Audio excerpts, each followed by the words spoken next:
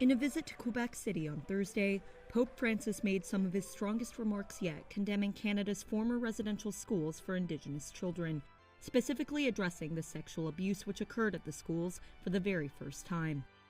At an evening service at the Quebec City Cathedral, the Pope said Canada's Catholic Church was on a, quote, new path after being devastated by the evil perpetrated by some of its children. I am thinking in particular of the sexual abuse committed against minors and vulnerable people. Crimes that require strong actions and an irreversible fight. I would like to, together with you, once again apologize to all the victims.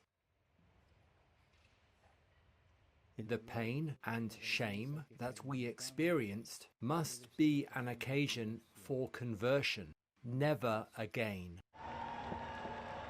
The Pope's comments arrive at the tail end of a self-described penitential pilgrimage to Canada this past week, aimed at apologizing to survivors of the residential school system, which separated over 150,000 Indigenous children from their families and subjected many of them to starvation and sexual abuse.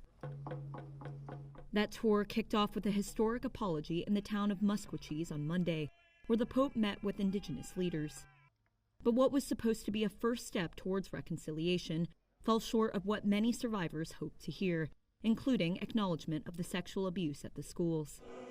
And earlier on Thursday, at a mass just outside Quebec City, 2 Indigenous women unfurled a banner asking the Pope to formally rescind 15th century edicts known as the Doctrine of Discovery, in which the head of the church justified taking Indigenous land in the New World. One residential school survivor, Paul Dixon, told Reuters apologies wouldn't be enough to make up for that history.